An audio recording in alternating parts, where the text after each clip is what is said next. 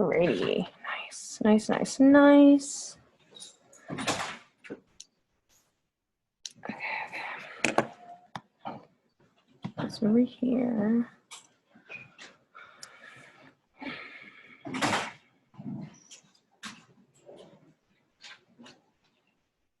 Oh, we are already recording. Okay, great. Alrighty.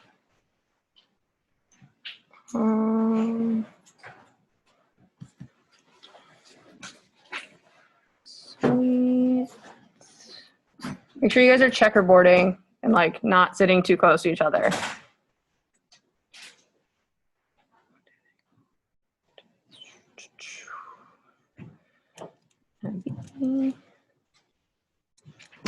Everybody's at home right now. So my 8 people are next to each other.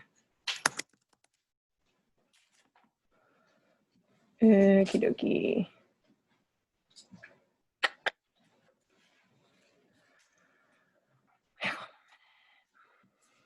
I am sleepies.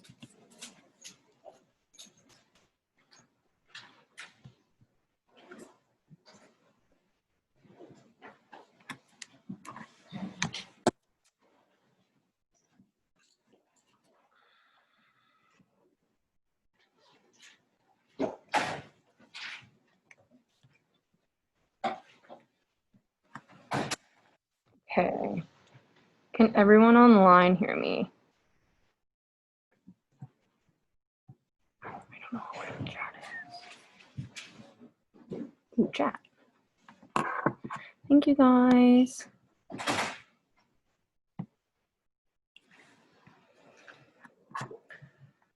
Oh, cool.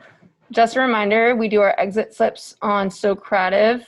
If you haven't downloaded it, it's a little app. It's really just called Socrative. Let me, I think I can add a new paper. I saw my professor do this earlier today. Add page. Lit. Okay, whoopsies. Didn't mean to split it right there. Did I just fuck up everything? No, we're fine. Okay. So, that away. There we go. So the app, if you guys don't have it, is Socrative. I think it's like the app actually is called like Socrative Student. Last 5 minutes, we'll walk through how to do an exit slip again. Remember, you guys, make sure you guys are checkerboarding so you're not directly sitting behind somebody. There's like a space between. So I see in the middle right here, you're all kind of clumped together. I don't really vibe with that right now. Thank you. I appreciate that. Yeah. What? I just kind of, yeah, that was perfect what you guys just did. Back there behind you. Great. Love that. You guys are doing amazing. All right, cool. How's everyone feeling? Feeling good? Okay, great. Let me zoom out. Okay. Can I make this go away? Great. Okay, cool. So we're going to go through section 8.4, and then we're going to talk about homework that is going to come out today. And then we are going to go through section B2. And those 2 sections are also included on the homework. All right. But I want to at least make sure that we get through 8.4. Okay. So let's do that. Alrighty. So get my screen all set up. Right. So last time we talked about exponents when they were whole numbers. When we talk about rational numbers, a rational is like a fraction, right? A ratio. See that word ratio inside of rational? There's this ratio going on. So that's what we mean by a rational exponent. It's not a whole number. It's going to be like 1/2, but it's also not like a repeating number, like pi or something. That's not a rational number. So if a is raised to the nth power of b, then a is the nth root of b. So when, for an example, if we have a squared equal to b, then a is the square root of b.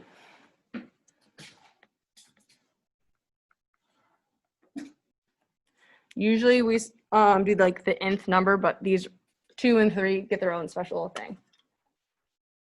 Water. And if it's a cubed, then it's going to be the cube root. Pretty straightforward, right? Okay. All right. So now we have just a little bit of notation. So if n is a positive integer, so a whole number now, whoopsies, sorry. Then we write a to the 1 divided by n. This is called a radical, that guy. A, there's like a little gnat right here, get away. And then I put an n right above it. If I don't write an n, we usually think that it's the square root, right? So we kind of make this assumption if there isn't an n there. So if I take that guy away, oh, that looks like the square root now, right? We're pretty familiar with that one. So now we're kind of making a special one.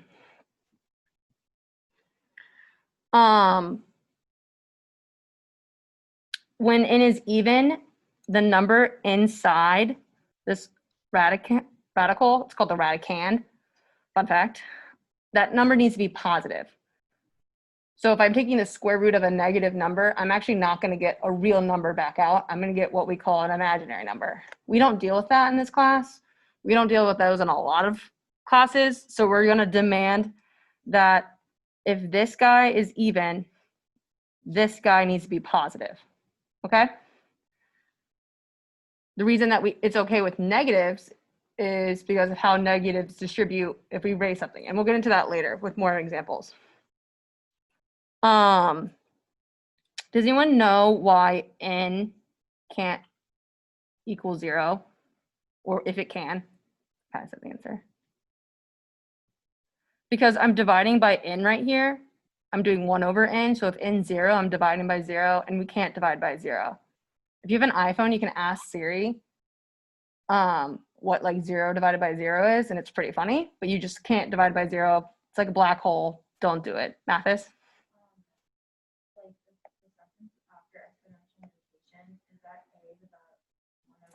Yes, a to the 1 over n. I was thinking about doing this for this class, and I probably might do this for the rest of the class. Would you guys like if I posted like I call them skeleton notes, but like the outline of my notes before class?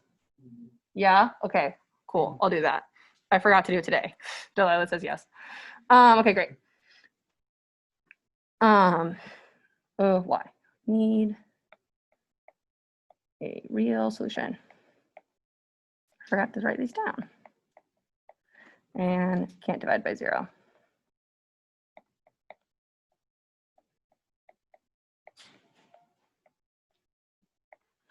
Alrighty.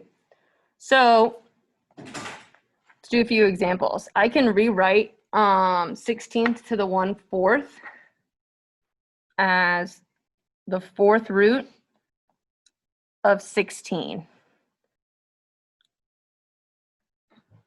So raising something to a whole exponent, that's pretty easy, right? I just multiply it by. Now I need to kind of think reverse. What raised to the 4th power is 16?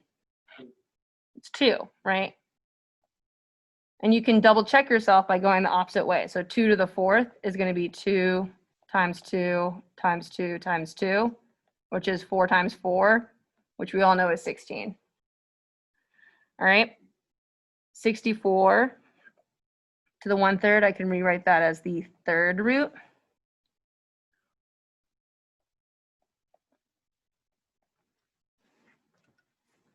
And that's going to be, who has a guess? And raise your hand and tell me what they think this one's going to be. 4. Yeah, it's 4. All right, cool, thanks. And then kind of what I said earlier, when we have a 2 right here, I don't need to write a 2 right here. It's kind of redundant. I can just leave it out. I don't need to write one. Was there a question in the back? I'm sorry if I missed that. Anyone have a question? Okay, coolio. How are we feeling with radicals right now? Pretty good? Okay, great. So now, if we move on a little bit more notation, we just dealt with 1 divided by a number. What about another number divided by a number, and how do we deal with that? So last class we talked about exponential notation, right? How I can deal with something raised to an exponent inside of parentheses and then raised to another exponent. That was one of our exponent rules. If you missed that, the lecture is recorded on Blackboard. It's posted. It's also on YouTube. If you need closed captioning and all. So that was one of our exponent rules last time, is that when I have something like this, I can divide it out. All right. So I think there was something else. Oh yeah, how do I want to write this? I can make this a radical, and then I put an n right here. I'm going to zoom in a little bit so we can really get a good look at this. And then I'm going to write a to the m. So now I put an exponent inside of a radical. That's totally fine. We can put an exponent inside of a radical. This is an n. Which one? This is m and this is n. This? Yeah, 1 over n. Sorry, bad handwriting. Right, yeah, so I have an m over n right here. And then exponent rule says I can separate them like this. So I get m 1 over n. Because when I multiply that back out, I'll get m over n. Well, then if I can leave the root inside and then so I have 1 over n parentheses to the m, and I can write that as the nth root of a, all raised to the m. So what this kind of shows is that the exponent of a, so m right here, can float inside the radical free of charge. Nothing happens to him. He's totally fine. Because I have my exponent rules. Doing this allows it sometimes to make it easier to calculate an exponent one way or another. Sometimes if I have a big number, raising it to a big power and then taking the square root seems a little difficult to me. I usually like to do it this way. All right. So kind of what I was just saying, try these on your own. So, and then we'll circle back, right? I have -8 to the 2 over 3, and I can do that one of 2 ways. I can square it first and then take the cube root, or I can take the cube root and then square it. Oh no. Sorry. And then we have 9 to the 3/2, and then 1 over 32 to the -3 over 5. So I'll give you guys till like 3:07 to try those out. If you don't get to every single one, that's totally fine. We're going to go over them just to see if you guys are able to kind of get what we're saying so far.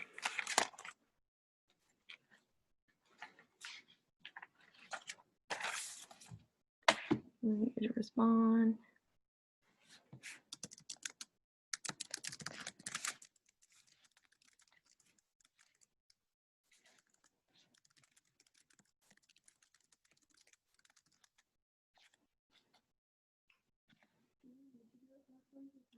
It's whatever you feel most comfortable. We'll go over both ways. I like to show how there's more than one way to do something.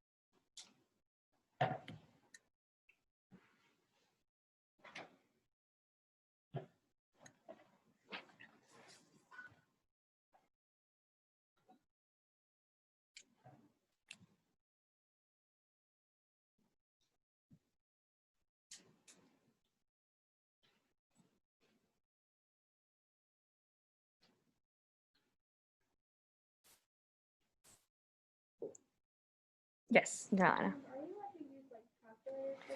That's a really good question. I was actually just going to mention that because that popped up in our chat. You are allowed to use graphing calculators and calculators on homeworks, but on your exams, you are not. I promise you, the like mental math won't be like super difficult. I'm not going to expect you to tell me what 9 cubed is and then take the square root of that. You guys are going to have your exams aren't going to be in person. TBH, I don't think I think our first exam is middle of September. I'd be surprised if the university was still holding face-to-face classes then. You didn't hear that from me.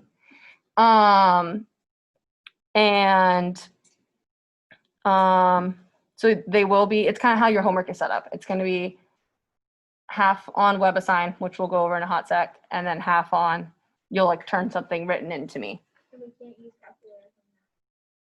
Correct. You're allowed to use it on homework, and that's it. Just make your life, because you guys are kind of given a lot, not a lot. You're given a week to do like 30 problems. Okay. Yeah.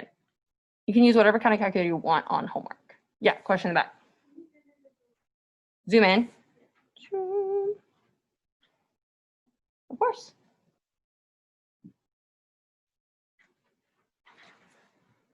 Yeah. What was that homework scanning thing?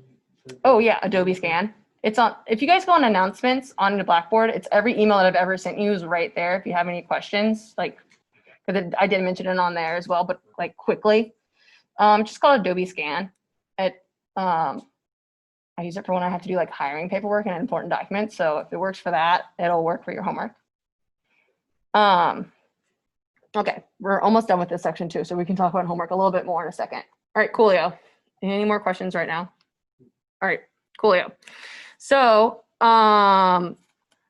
first way we're gonna do -8 to the 2 divided by 3, right? So raising it to 2/3 is we're gonna square it first. Can someone tell me what 8 squared is?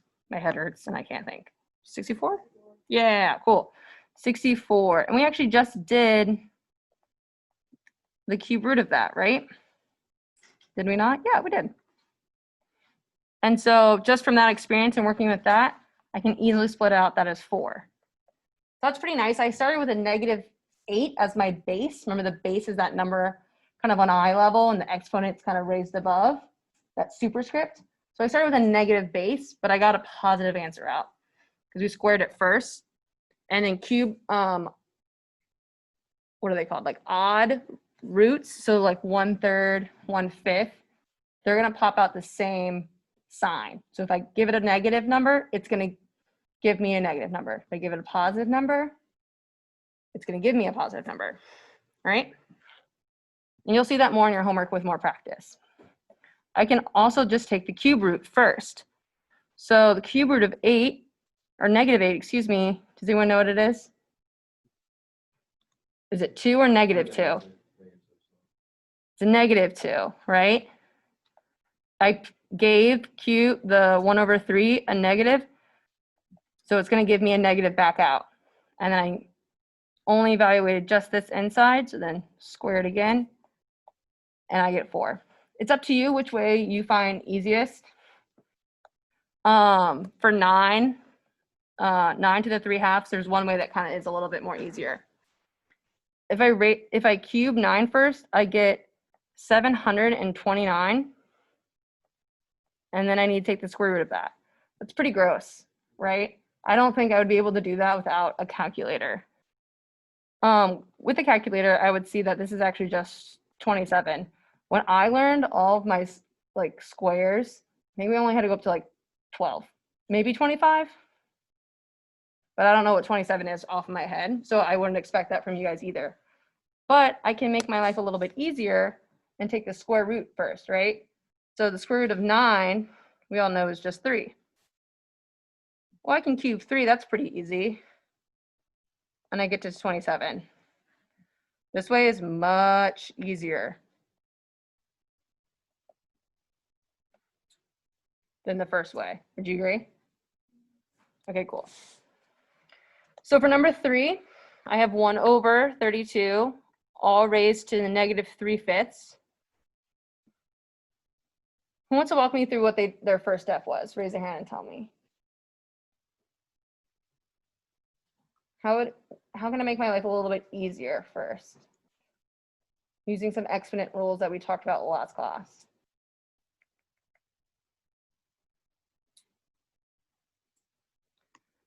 What if I wrote it like 1/32?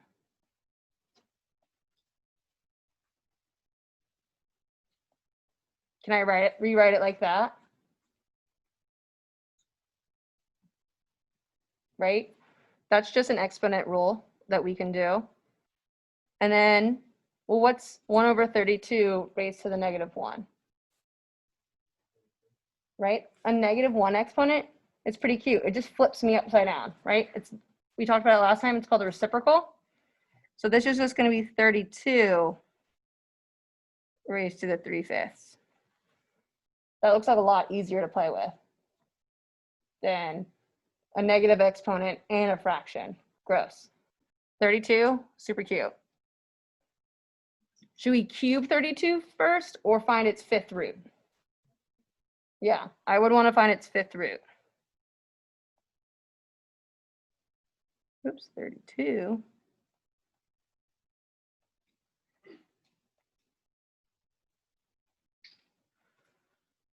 What can I raise to the 5th power to get to 32? Right, 2. And then I can cube it and I get to 8. So we did have to do a lot of manipulation, not a lot, but some manipulation to get to something that was easier to play with. All right, is everyone comfortable with these? You'll have more practice on your homework. Ignore this slip. This is what we were supposed to do last time. Okay, so we're gonna talk about homework for a hot second. Your first homeworks were posted. So you have half of them, there's Winston.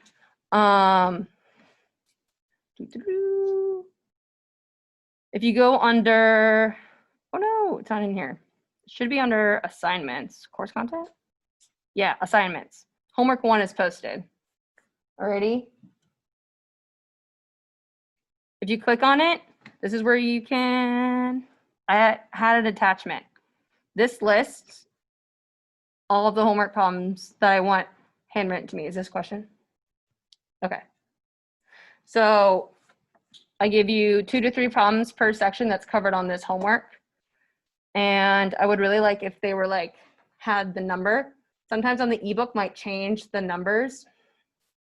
So I want to make sure that I can like see with the problem that you're actually doing. And state the question. And I want you to show your work as much as you can. And your answer, I would like to be boxed or like underlined, or just make it clear what your answer is, right? I don't want just like a page full of math. I love that. I love that you're doing math. But I need to know at what point did it end, all right? It can be handwritten, it can be typed. As long as it's legible, right? I can't grade something I can't read, yeah.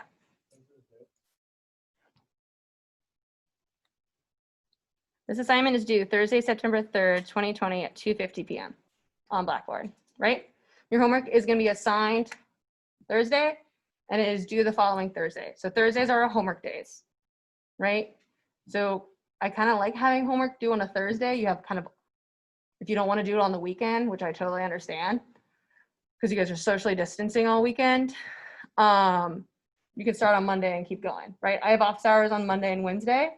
You're totally welcome to just sit in there on Blackboard and like do your homework and be like, hey, how's this, is this looking right? I can't tell you if it's right or not, but you can be like, is this kind of going well? Yeah, that's totally fine.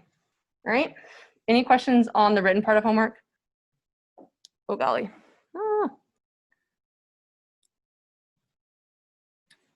Will we find the questions for the handwritten assignment in the textbook? Yes. So it says section 8.3, problem 46 and 42. You can find those in the physical textbook and the e-textbook that's on WebAssign. It's a good question. Thank you, Delilah. Okay. I only have 28 students in my WebAssign right now. I have 46 of you. So a little under half of you have not gotten a WebAssign right now. Yes. I tried to do it like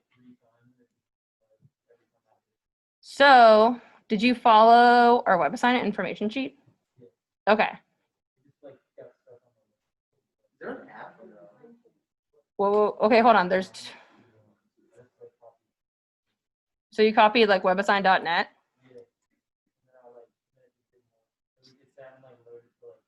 So like you couldn't get to this screen? No, I was on that screen, and then I went to like the place where you could like pay for whatever. Huh.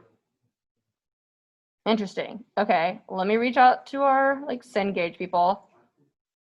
Let me see. Yes, Did you have to pay for it? it is it's $60 for just the homework part, homework only. Because it ended up making me pay for it. There's a 2-week trial period. Okay, so there's a 2-week trial period. Yeah. So if we did just the homework and like the problem, you want to find them in the book. Do we need to get the book? What do you think? Yeah. So you have options on here. So if you don't want to go pay $200 for a textbook, gross, I wouldn't either.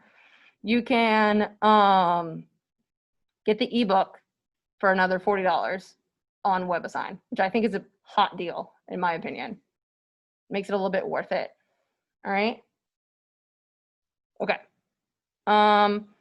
If you're having trouble with WebAssign and after following these things, email me after class and we can get it settled this weekend. Yeah, Mathis. So the homework and then the ebook is $100, and that covers all the textbook stuff we like need for this class. Yeah, it'll give you like literally PDF version of the textbook. So if you like a physical copy of a textbook, I'm not stopping you from going and spending that.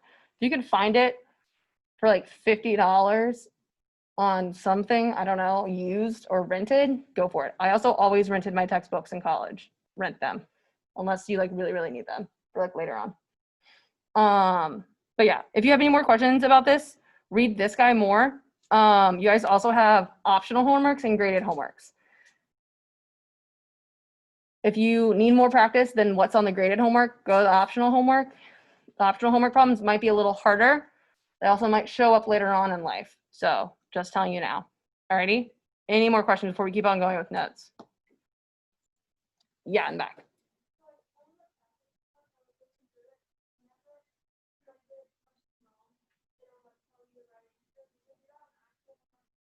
No. So you guys technically are given, well, okay.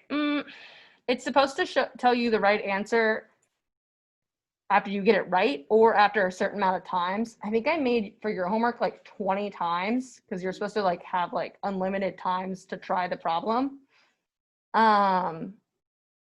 So, and you have practice problems, and that's also I think one of the highest things I could set it to. It wouldn't let me make it like unlimited. But the practice homework that's listed right now was just kind of to get you guys used to using WebAssign before your first homework. You can also use the optional homework to do that as well. Okay. Yes. Is some of our optional homework maybe written down? So that's a good question. This homework, optional homework, there are no written optional homeworks. I kind of forgot about them just till now. In the future, there might be some that you can turn into me and I'll be like, hey, maybe try this, or hey, great job. Just so you guys can get more practice and more feedback. Since we kind of don't have quizzes this semester, because I literally do not know how to do that with being half online, half in person. So yeah, that's a good question. Yes. So we have homework on Blackboard that's handwritten and then homework on WebAssign. Yes. So we need to check both. Yes. Right. I know. I'm sorry. I kind of mix homework and quizzes together, like take home quizzes and homework, but you do have a whole week to do these problems. Right. So I thought that was a little bit more allowable and more understanding. Mathis. If we were going to take a quiz, would it be on Blackboard or WebAssign? You're not going to have quizzes this semester. So no question. Okay, we're going to keep on going to notes. What time is it? Not 9:40 a.m. Oh, it's 10. Okay, so now we're going on to chapter B. We're going to kind of do a little overview of factoring, right? Oh, wait, did I finish? Wait, did we do this? Hold on, 1 second. That's 10. Yep, okay.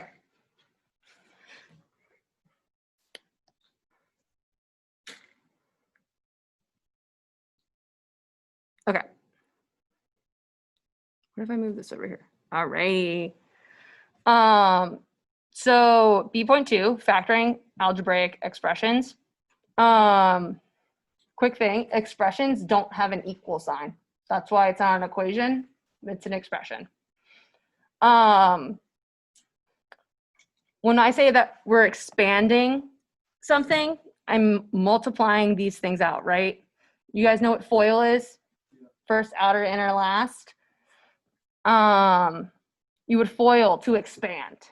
Factoring is the opposite of FOILing. I'm going to give you something like this, and I want you to give me something like this. All right? So that's the difference between factoring and expanding. All right? So the point of factoring, like why it's important, when will I need this in life kind of question, is it makes it a lot easier when I need to solve for roots. Does anyone know what another word for the root of an equation is? It's also called a zero. I didn't think you guys would know, that's fine. So that is not how you spell zero. What the heck? Zeros, there we go, zeros, right? If I set this equation over here to equal 0, those things would be my roots. So x equaling 2 and x equaling negative 2. We'll get to that more in detail, but that's kind of the why behind factoring, okay? I don't want that in my notes, gross. Okay, cool. So if I asked you to factor 6x squared minus 3x, we kind of want to start off with something. I kind of want to pull out as much as I can from each one of them, kind of thinking of like suctioning something out of it. So if we're looking at 6x squared and negative 3x, or I can think of this as 6x squared plus a negative 3x. So that's what subtraction, we can write subtraction like that. Crazy looking x. There we go, cool. So what do each of these terms have in common? And raise their hand and tell me. They have an x, what else? 3 is not divisible by 2, but it's really close to being divisible by 2.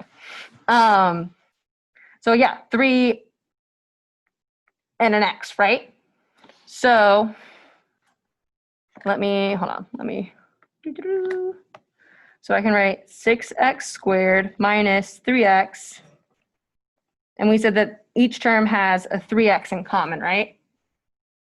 So after I pull out that 3x, what's going to be left of 6x squared? 2x, right? So I can double check that by expanding, right? That's the reverse of factoring. So 3 times 2, that's my pointer. 3 times 2, that'll give me a 6, and x times x gives me x squared. What about this minus 3x? Right, so I'm gonna have minus 1. Perfect. Great. We call 3x here the greatest common factor, or GCF. It's the largest thing or factor that I can pull out of that both terms share, right? I could really divide them both by 2, but then I would have 3 over 2. I don't like fractions. Remember, I like everything on one line. Oh, someone's texting me. So an example of that would be 3x in the above example. I wanted to also kind of review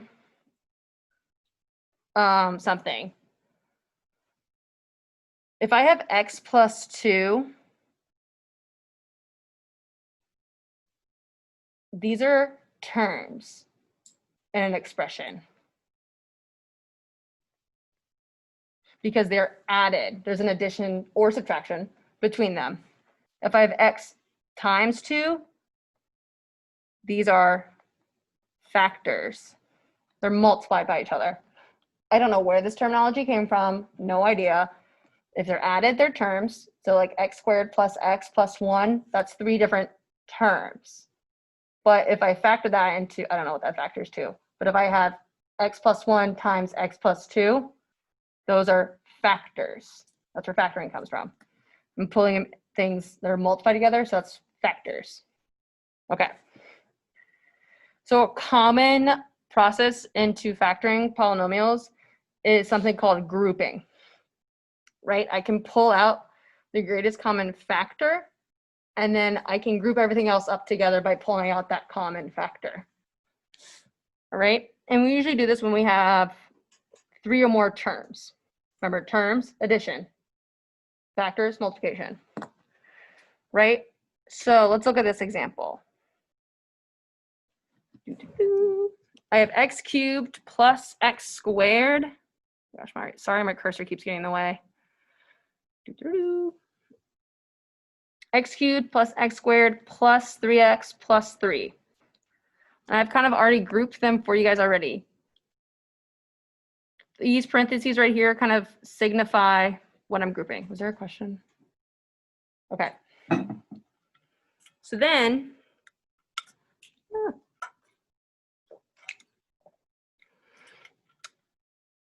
with each group that's in my expression, I'm going to pull out its common, or its GCF, greatest common factor.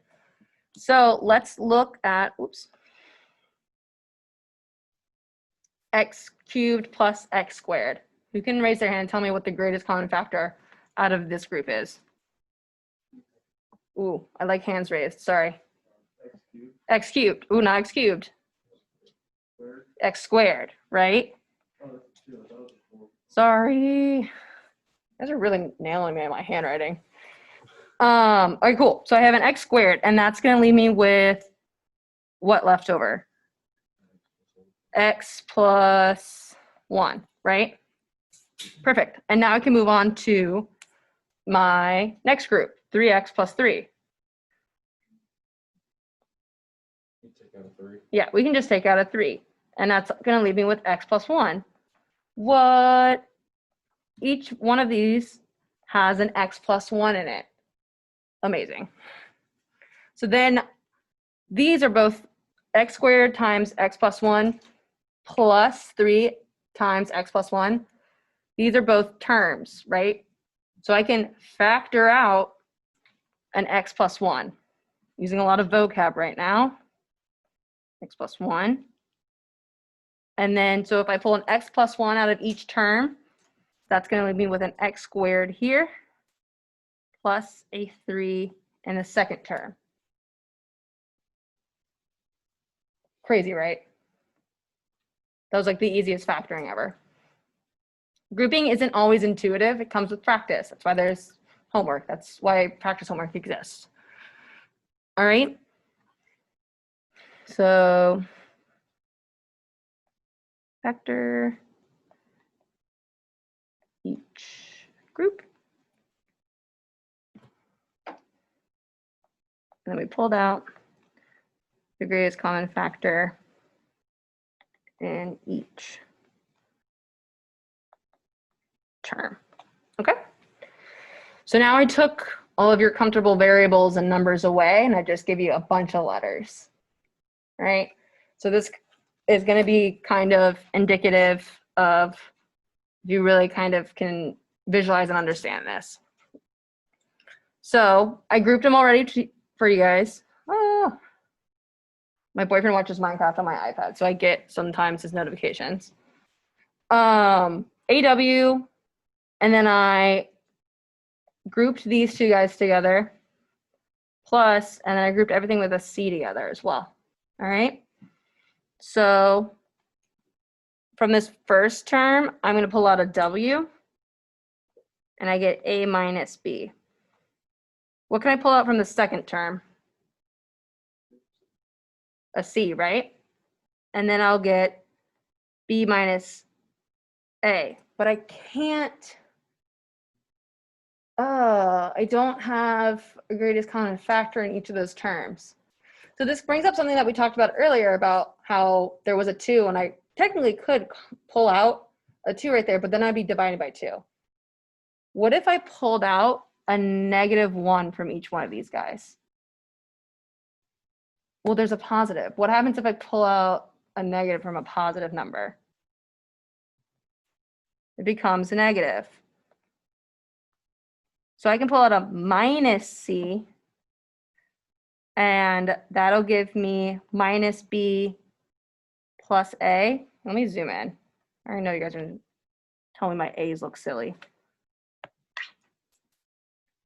Right? So I pulled out a negative from this b. So that made the negative b, and then a, I just pulled out its negative that was already there, and that's how I got a positive a. Is anyone confused about that? A little bit? Okay. These are all recorded, so if you're like looking back through your notes eventually, and you're like, whoa, I don't know what's going on, recorded lectures are really great for that, right?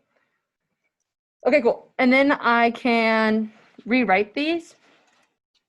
So leaving w, a minus b, minus c, and then I can write this as a minus b, because I can switch the order of addition. That's totally fine.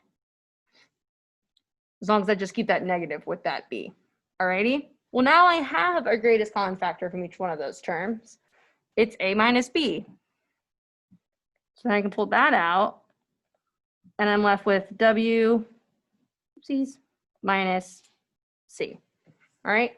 So sometimes you might just see that c, but you might need, and you're like, well, I got the negative version of this. So I can either pull out a negative here, or I can pull out a negative here. It's up to you. Okay? Doo-doo-doo. So now we're going to talk about, like, call this like big boy factoring, because grouping's like sometimes useful. But this is kind of what I think you're all most familiar with. This is called the AC method. I did not know it was called this until like a week ago. Alrighty? So what we want, if we want to factor a polynomial that looks like ax squared plus bx plus c, kind of your traditional, it's called a trinomial. There's 3 terms, so tri. We have these following steps. That's kind of the general way, the best way to factor something. All right. I've also seen a lot of different ways to factor stuff from my time in math. So if you have another way, I would love to hear about it, but later. So what I was taught is that I have 2 numbers. I have D and I have E. I want to find D and E such that they add to be my middle, the coefficient B. So I want to find D plus E that equals B, which sounds really confusing. And they also need to multiply to equal A times C. You might be thinking a lot, well, I thought I just needed to find it when they multiplied to C. That's usually when A is just 1, which this is kind of intuitive after that. Was there a question? Okay. I think I have like phantom hand. I keep thinking that there's a hand somewhere. All right. After I found D and E, I'm going to replace B, so my middle term right here, with that addition of those 2 numbers. If this seems really confusing right now, we're going to do so many examples. Don't worry about it. And then we're going to factor via grouping, like what we just did. All right. With practice, you guys are going to be able to do this in your head like nothing. Like it's no one's business. You're going to be the masters of factoring. But we need to kind of build on those skills and practice, right? I'm not the best at factoring either. I'm pretty good, but I'm not the best. All right. So I'm going to show you this example. You guys are going to we're going to all work on an example together, and then I'm going to leave you guys to do one on your own, and it's going to be super fun. All right. So I'm going to leave my steps up here. So I ask you guys to factor 2x squared plus 5x plus 2. So I have, when I usually am given a problem, I like to write a have and a want. So I have A, B, and C, and I want to find D and E such that, so I have A equals 2, B equals 5, and C equals 2. And I want D and E such that it equals B. So B equals 5 here.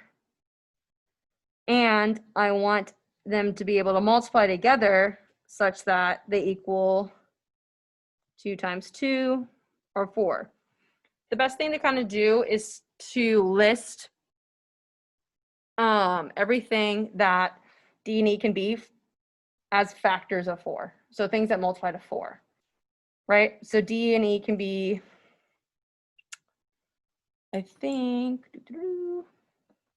yeah, 1, 2, or 4. So 1, 2, or 4. Those are the factors of 4, right? Well, now I need to find what combination add to 5. Well, if I choose D to be 2 or E to be 2, that adds to 4, not 5. Well, what if I chose -1 and +4? That adds to be 3. So I actually just want to choose 1 and 4. And there is some trial and error. We'll talk about that in a hot sec. So you might try a pair and be like, oh, this didn't work. That's fine. You tried. Now you know what not to do. That's a good thing to know. You can always learn from going down a different road that might not be the right road. All right. So then I found a D and E, or I've chosen one that I want to attempt. Right. And now step 2 says to replace B with D plus E. So I'm going to have 2x squared plus, I'm not going to write 5. I'm going to write 1 plus 4. Oh. Don't forget your x, still there, plus 2. All right. I'm going to now distribute this x to each 1 and 4. So I'll have 2x squared plus x plus 4x plus 2. Okay. So these are my groups that I'm going to choose.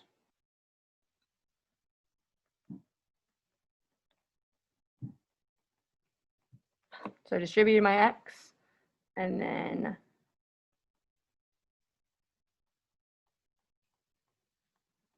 this is where choosing the difference between D and E, right? I could have chose D to be 4 and E to be 1. It might mess up my groups. So that's why it kind of matters which one to put first or second.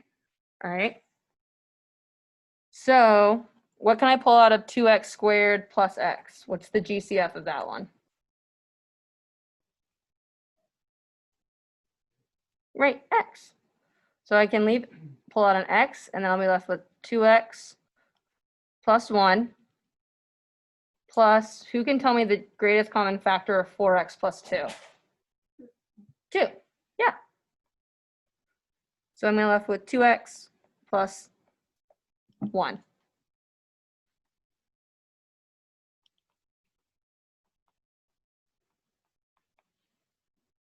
Yes. Say it again. If you are like more, this is kind of more review if you're like, oh, I've totally forgot how to factor. If you have a factoring way that you are most comfortable with, please by all means. I've seen some like really cool ways to factor things. This is kind of how I was taught, but this is kind of more of like a streamlined way, the way I think I was taught. Math has changed a lot since then. I'll just say that. All right. So then do you guys see that we have a 2x plus 1 in each term? That means that we chose D and F correctly. So I can now pull a 2x plus 1 out of each term, and that'll leave me with x plus 2. And we're good to go. All right. So I'm going to do a little less talking now. And you guys are going to help me factor 6x squared minus x minus 12. And let me pull up something first.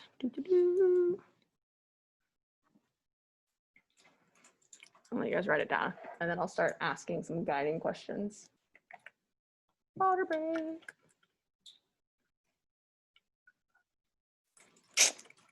Oh, golly.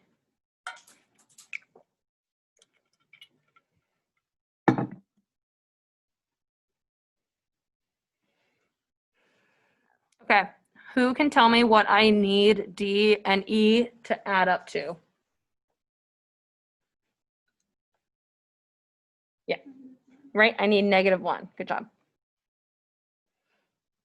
Can you remind me of your name? Can you, oh wait, this is a new thing. When you guys answer a question, I need you to tell me your names because I really want to learn your names while I have you face to face. Okay, can you remind me of your name? Ashley, I love that. Okay, great, thank you, Ashley. I also want to thank you personally. All right, cool. Who can tell me what D times E is? Or what D times E should be?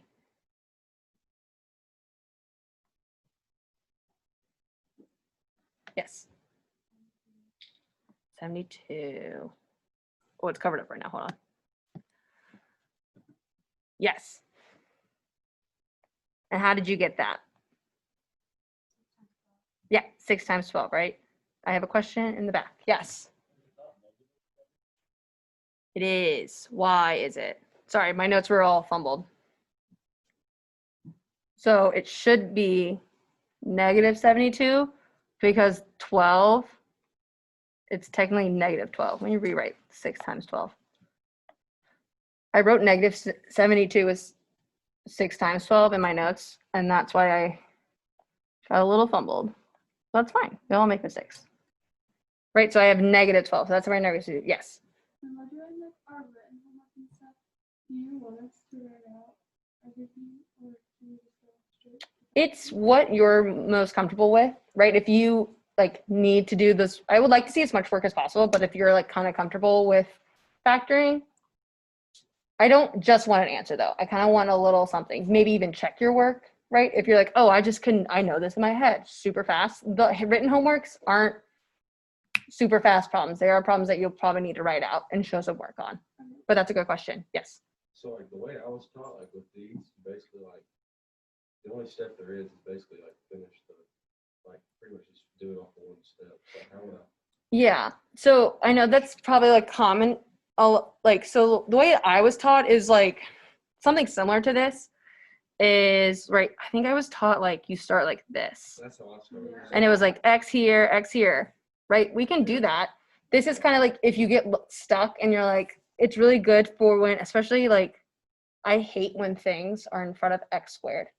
Really grinds my gears.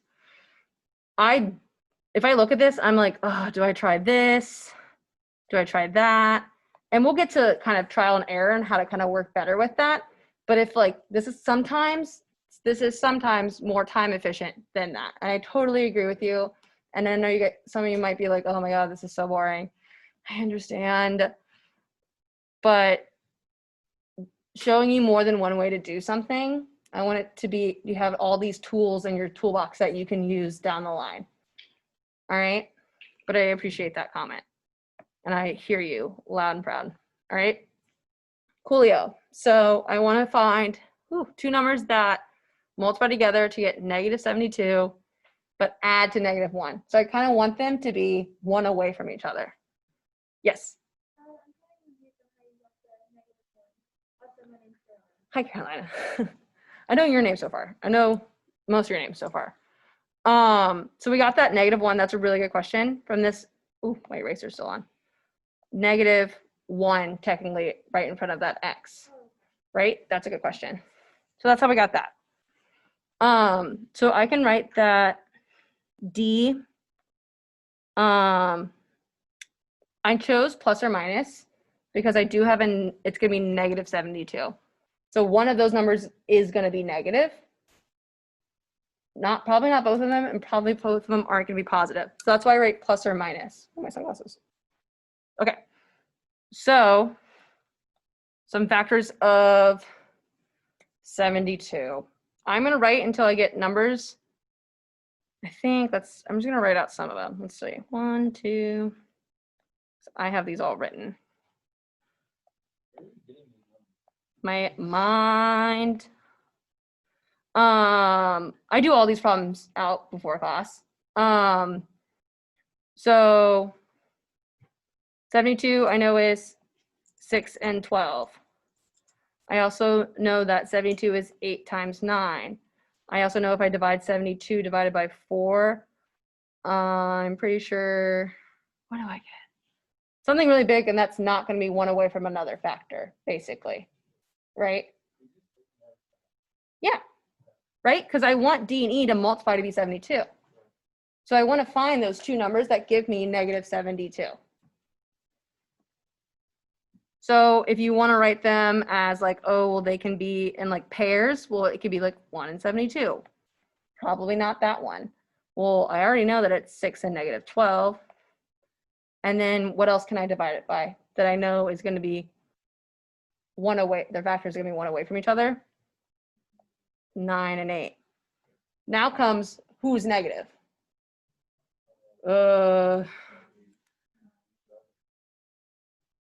Raise your hand if 9 is going to be negative. Who can tell me why 9 should be negative? This is minus. Right? Because I'm going to get negative 1.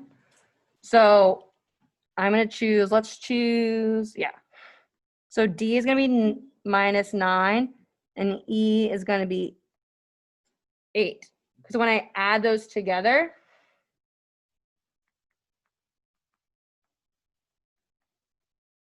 that gives me negative 1. If 8 was negative and 9 was positive, I would get positive 1. So that tells you who's negative. So finding factors of negative 72, excuse me, and then using that they need to add to negative 1 narrows it down. All right.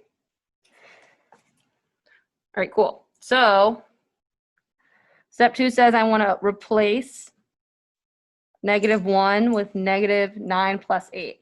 So I'm going to write 6x squared, oopsies,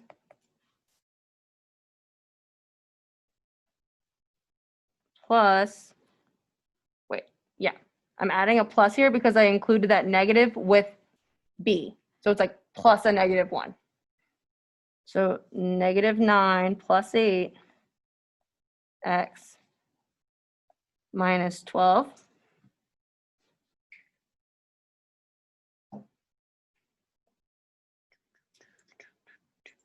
Let's see if we can do this. 6x squared minus 9x plus 8x minus 12, right? What can I pull out of this first group? 6x squared minus 9x. 3x, right? Okay, cool. This is still going to work. So I'm going to be left with what? 2x minus 3? Yeah. Plus, what can I pull out of 8x minus 12? 4. Coolio. And so I'm going to be left with 2x minus 3. Great. I actually did this. I switched my negative 9 and my 8 in my notes. It works the same way. So it doesn't really matter which one you choose. Your factors, one factor might show up before another one, right? And then I can, last step, finish these up.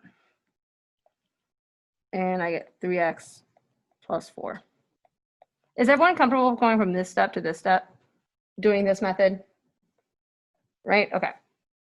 Remember, this is just a method. This is not like the way to do it. Yes. I was like thinking, do you not simplify 2x minus 3 and 3x plus 4? What do you mean? Because I'm free of that. I swear she had us equal it to 1. Oh, like do something. Yeah. Yeah. And then divide the 3. I forget exactly what it was. But No, I like it this way. I don't like fractions. Yeah. Fractions are gross. Yes, Carolina. Could you actually do, like, explain again from that section? Which one? The one that you just asked. Yes. Okay. Yeah. Cool. Thank you. Yes. So each one of these, remember, these are separated by this addition right here. So I have two terms now. Each of these terms has a greatest common factor, right? I'm kind of like factoring and then factoring again. So grouping, you factor each group and then you pull out the greatest common factor from each of those terms. So after I was done factoring each group, I was left with the GCF of 2x minus 1, the greatest common factor. So each term had 2x minus 3, so I pulled it out, leaving me, so this first term, had a 3x left over after I pulled out 2x minus 3. And after pulling 2x minus 3 of the second term, I was left with a 4. So that's how I got 3x plus 4. All right? All right, cool. So take like 2 to 3 minutes, factor however which way you want, and we're going to work through it. Also, my computer's about to die. Oh my God.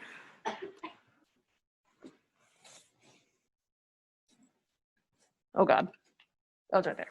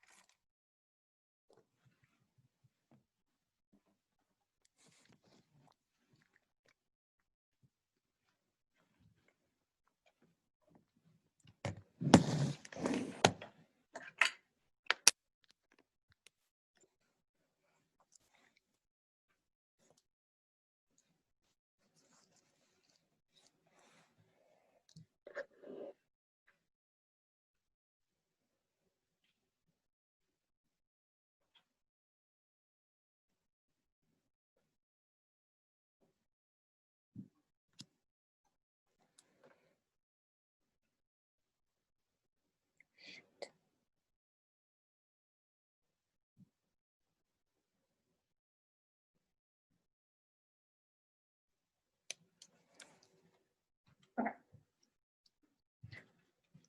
How much time?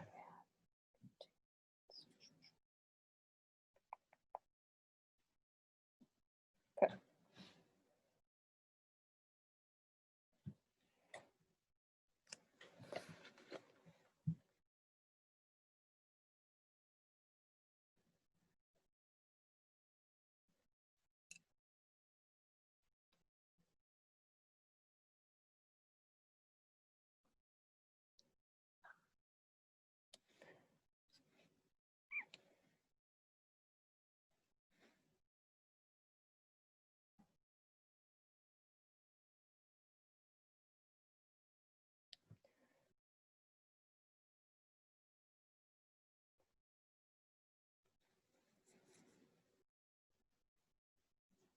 Okay. We're running low on time, so I'm gonna speed us up a little bit, but don't worry. So who can tell me how they might have factored this? Right, this one's kind of tricky. So I want D and E to add up to what number? Negative 14. Does that sound good? And then I need it to multiply to be,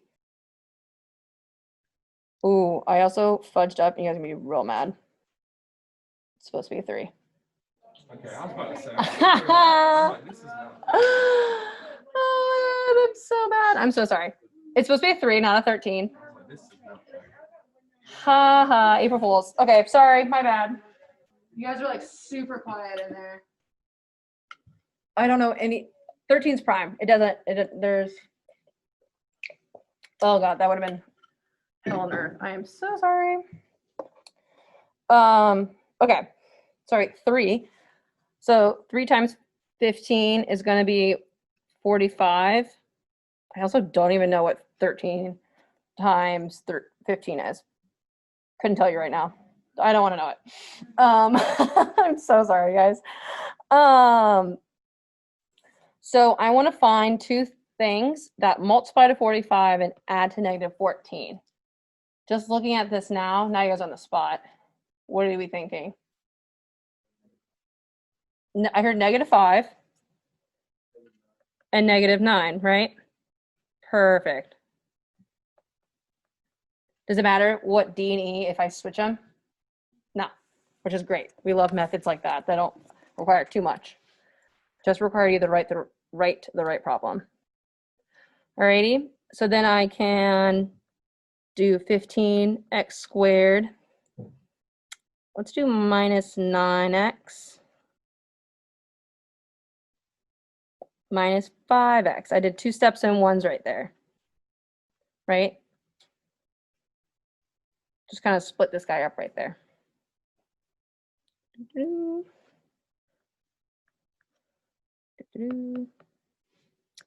So then grouping them, sorry, don't know what I want to write now. Grouping them, I can pull out definitely an x. And 15 and 9 are both divisible by what number? 3? Yeah, I would agree. So that leaves me with 5x minus 3. Hold on. Oopsies. What's wrong with my grouping right here? In the parentheses that I put in? That negative needs to be with the 5, yeah. I kind of said something I shouldn't have.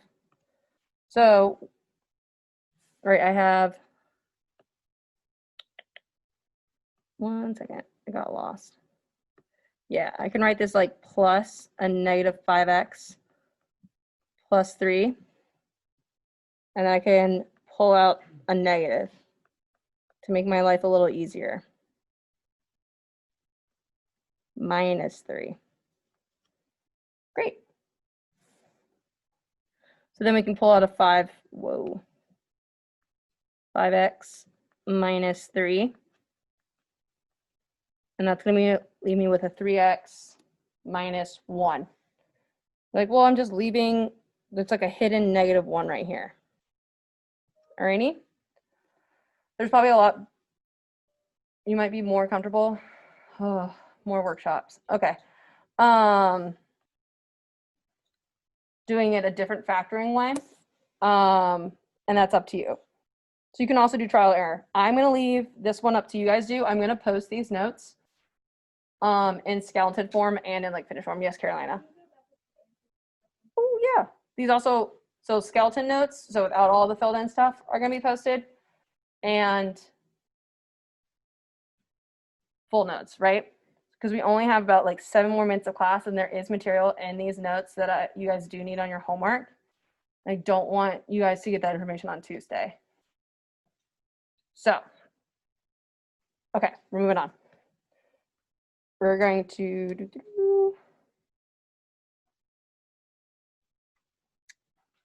this stuff is going to be, in my opinion, pretty easy to understand if I just show you online, and I feel terrible about skipping these things, but I want you guys to see some ways to factor things, kind of rules, right? So first we have this definition. So we say that a polynomial is irreducible. I can't reduce it anymore. I can't factor it down anymore. It's stuck where it is. If I try to factor it, I would have to get things with imaginary numbers involved, and that's not cool with me. All right. So a polynomial is factored completely if it is the product of irreducible polynomials, right? So if I'm looking at x squared minus 1, can I factor that? Yeah. What are its factors? Yeah, x plus 1 and x minus 1. X squared minus 1 is actually called the difference of squares. We're going to learn about that in a hot second. So this is not irreducible, not father. Irreducible. I can't spell. Okay. All right. AX plus B, where A and B are just some whatever numbers. This is irreducible. Usually we only see factors as like something times X plus another number, right? Once I'm there, I'm in just X, not X squared, I'm pretty much good to go. What about X squared plus 1?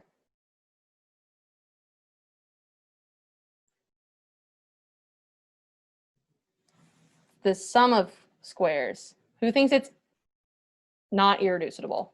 So I can factor it. Raise your hand if it's irreducible. Right? What are its roots? Does anyone know? Yeah, it's good. Oh, it's going to be like X plus the square root of -1. Gross. I don't like that. We're not going to play that game. So this is irreducible. Irreducible. I need to learn how to spell a little bit better. All right. I want to give you those 5 minutes to try these examples. Try them at home. The only reason I'm rushing through these notes right now is because I should have given you skeleton notes before. They're just these formulas at the end that I really want you guys to see. These are called the special product formulas. You guys have probably seen them a few times before. This is like kind of the money of the freebies. These are the formulas. Oh, I see a pattern. Here's the way I can do it. I don't have to do the AC method. I don't have to do trial and error. I have these. Okay.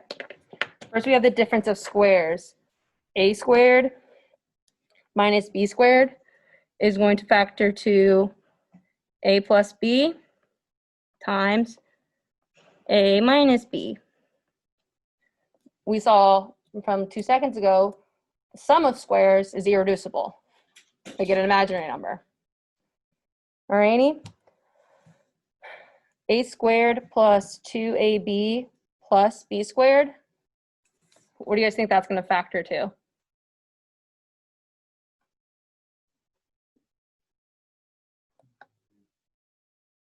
It's going to be A plus B squared. Right? 3, the only difference is that there's a negative in front of that 2 now. So I'm going to have a negative on the inside. A minus B squared. Okay?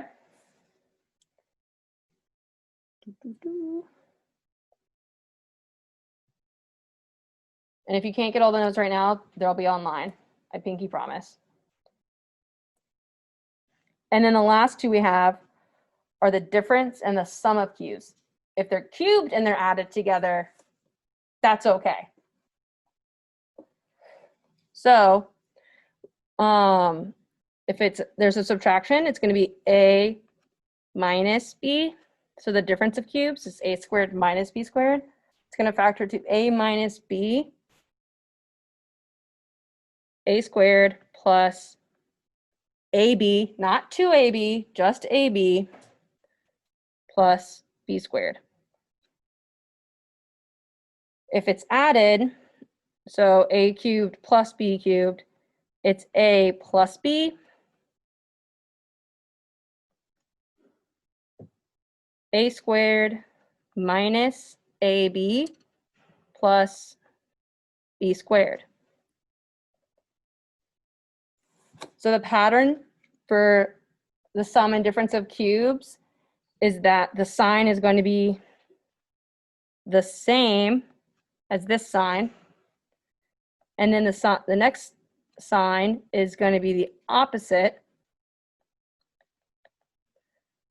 And then this last one is, whoopsies, always positive. Alrighty, I'm so sorry that I had to rush through this. I wanted you guys to get all this for your homework and you didn't have to wait till Tuesday and then have like 2 days to do your homework. I didn't want that. now we're kind of all caught up, so hopefully this will be the last time. Like I said, skeleton notes and these notes will be online.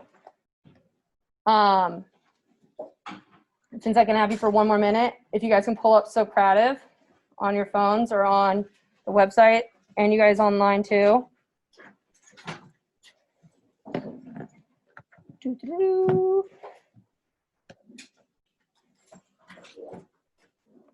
Is there a different room name every time? The room name is the same. Good question. Remember, this is your exit slips are 5% of your grade, so I need you guys to do these. I mean, you don't have to do anything, but I would like for you guys to get those points. So there is, call it TQ, the teacher question is the last one of the day.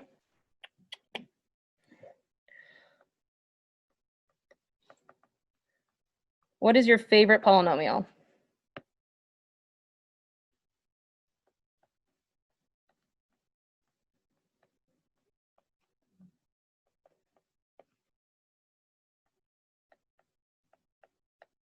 Once you guys complete your exit slip, you guys are welcome to go. If you have any questions, email me or you can come talk to me. Again, I'm sorry for being a weenie and rushing you through. That's on me.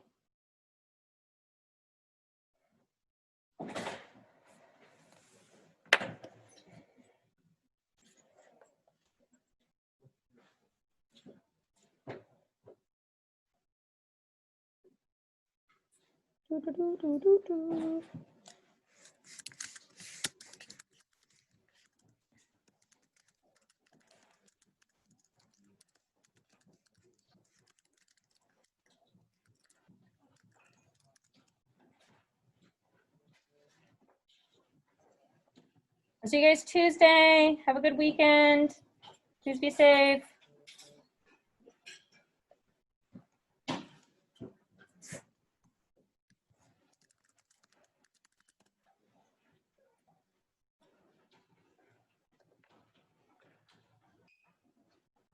Fancy kittens. Hi, Julia. Tried to with the exit slip the last time. You're fine. Okay, because I didn't realize it was because I didn't have the student app. I was using the normal one. That was the issue.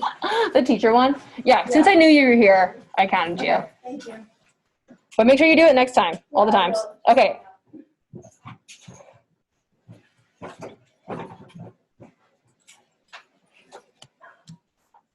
Oh, I also have that thing too.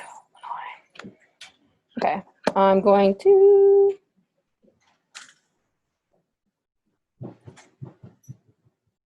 Is class online on Tuesday? Nope, It's just once a week, right? it's twice a week, Tuesdays and Thursdays. It's here on Tuesday? Yes, And if we go online, we still get counted here, right? as long as you do the exit slip, Okay. right? Kind of, I need you to be paying attention. Yeah, one of our roommates has mono and the other one has structure. Oh my gosh, you gross people. Just kidding. Thank you for all your good questions, Carolina. Oh, no problem. I was too confused sometimes. No, it's fine. It's some people are bored and some people are confused. So it's, I sometimes slow down and I should go a little faster. Hi. I just come to this class Mhm. on Tuesday. Right. And you emailed me, right? Yes, and what is this? What question? Yeah. So that was the teacher question. I just put, oh, you can't see anymore. I just put it over. So it's kind of the teacher question is like the question I just verbally give you guys. So like, you're able to like, so like, you're not like, oh, it's time to do my exit slip and you're somewhere else. Like you need that. So I know that you're here. So it's just, what's your favorite polynomial? So like x squared plus 2, x squared minus 2, something like that. Just something, whatever you want it to be. That's it. And also like for the homework, one is the web assign Mm-hmm. and one is on the blackboard. So So WebAssign, if you follow the WebAssign information sheet, that is, yes, I think I had the sign in. yes. So you'll need to follow the WebAssign information sheet that you can find. Yes, I can find this class now. Yeah, And I think we have one homework due today. that's a Yes. practice one. Yeah, So just that kind of is- get you okay. Yeah. So you were able to get onto WebAssign and everything? Yes, I can, but I have question is for like I have one question actually is the right answer, but I don't know why because it's right like the x equal to 3 like that, but Actually, the answer is same, just I don't know why it's come wrong like that. On the practice homework? Yes. It should give you an answer key or solution key or a hint or something. I Okay. still don't understand. I'll go through it. If you email me the question, I can go look at the practice homework and we can talk about it. But right now I don't have anything pulled up. Okay, thank you. Oh, all right. Have a nice day.